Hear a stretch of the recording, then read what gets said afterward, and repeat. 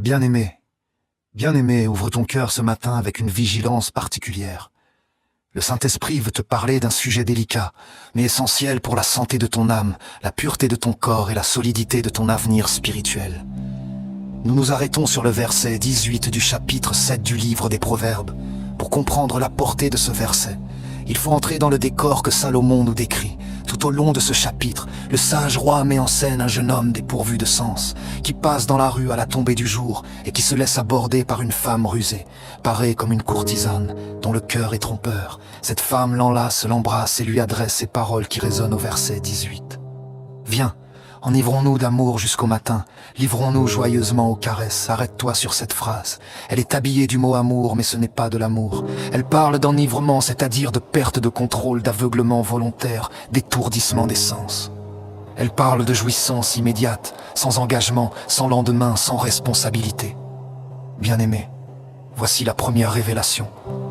Tout ce qui s'appelle amour n'est pas amour. Le diable est le grand falsificateur. Il prend les mots les plus saints, les plus beaux, les plus précieux, et il les vide de leur substance pour les remplir de poison.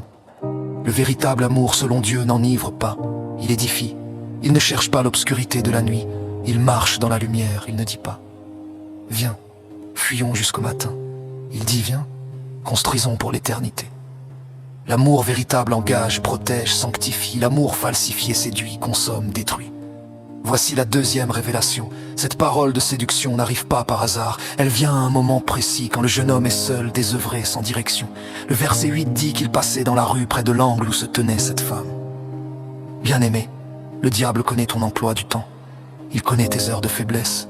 Il sait quand tu es fatigué, quand tu es blessé, quand tu es affamé d'attention, quand tu es vide de la présence de Dieu. C'est précisément à ces moments-là qu'il envoie les voix séductrices. Une notification, un message, une rencontre apparemment fortuite, une proposition qui flatte ton ego ou ta chair. C'est pourquoi le verset 25 du même chapitre nous avertit que ton cœur ne se détourne pas vers les voies d'une telle femme, ne t'égare pas dans ses sentiers. Le combat se joue d'abord dans le cœur avant que ton corps ne tombe, c'est ton cœur qui a déjà cédé. Avant que tes pieds ne marchent vers le piège, c'est ta pensée qui s'y est promenée. Garde ton cœur, garde ton imagination, garde tes yeux, garde tes oreilles.